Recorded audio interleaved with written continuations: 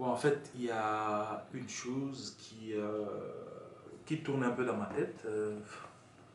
J'aimerais bien partager, expliquer, parce que des fois quand on a un souci, des fois quand on a des questions qui se posent dans les cerveaux, on a toujours tendance en fait à se dire, ben voilà, je vais essayer un peu de partager l'expérience, je vais essayer un peu de dire aux gens, je vais essayer un peu d'expliquer aux gens. Ben, c'est pas que les problèmes qui m'arrivent, mais bon, ce sont juste les analyses de la vie qu'on fait et qu'on arrive au bout et on se dit, ben voilà, on doit se poser des questions, pourquoi exactement ça, il y a des choses comme ça, quoi. Alors, la première des choses que je dois parler ce soir, c'est...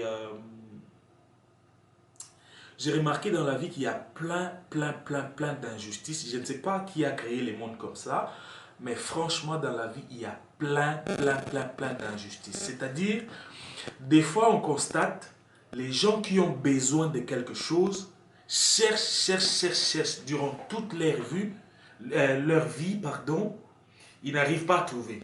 Mais il y a d'autres personnes qui ne cherchent pas des choses comme ça. Ils en ont en facilité, mais ils ne les gardent pas. Ils les gardent pas, en fait. C'est un peu, en fait, la chose que moi, j'aimerais bien comprendre. Vous voyez, par exemple, en Afrique, c'est difficile de trouver du boulot. En Afrique, il n'y a pas de travail. Les jeunes sont en train de souffrir. Les jeunes sont en train de chercher. Il y a des jeunes qui meurent en route pour partir en Europe. Il y a des jeunes qui meurent en route pour partir aux États-Unis. Pourquoi? Parce qu'ils sont à la recherche. Ils veulent trouver du boulot. Il n'y a pas du boulot en Afrique. Alors, ils se cherchent. Ils traversent la Méditerranée. Tout ça pour venir ici.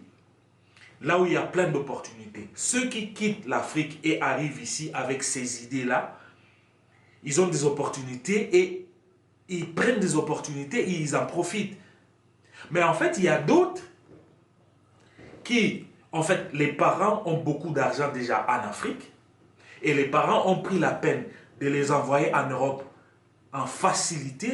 Donc vraiment tout est facile, tu restes à la maison, papa et maman font tout et un jour on te réveille comme ça et oh, viens ici, on va aller en avion, tu vas aller en Europe.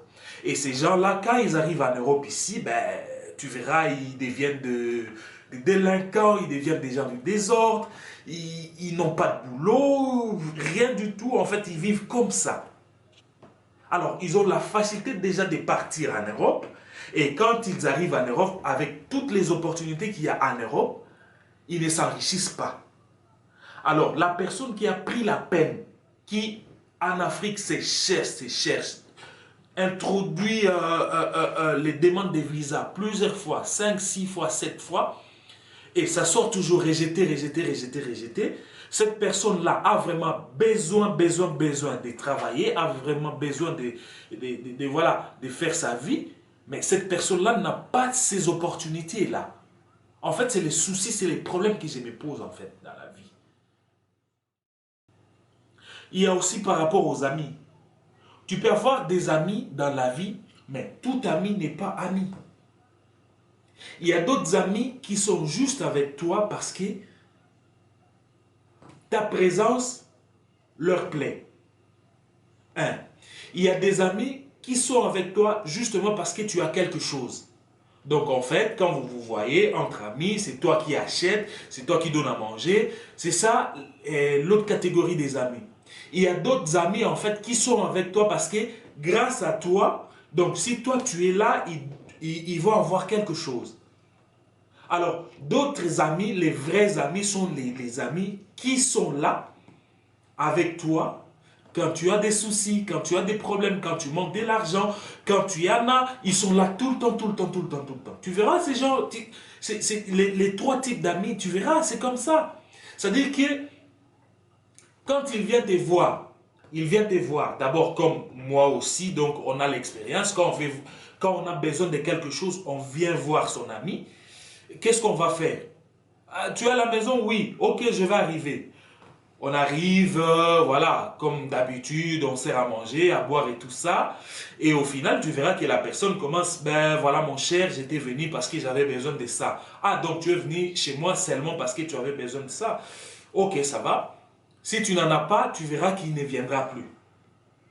L'autre ami qui, par exemple, a besoin, parce que s'il te voit, il va avoir quelque chose. Il va avoir peut-être les pistons, il va avoir peut-être des contacts et tout ça. Et si cet ami-là vient chez toi et qu'il n'a pas ce qu'il est venu chercher, bah, il ne viendra plus.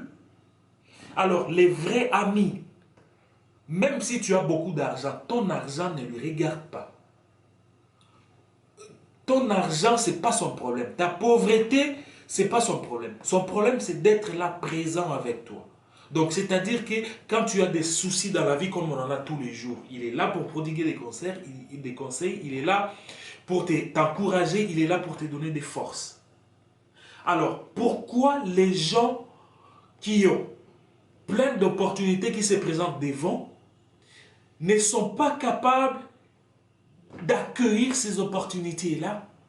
Pourquoi?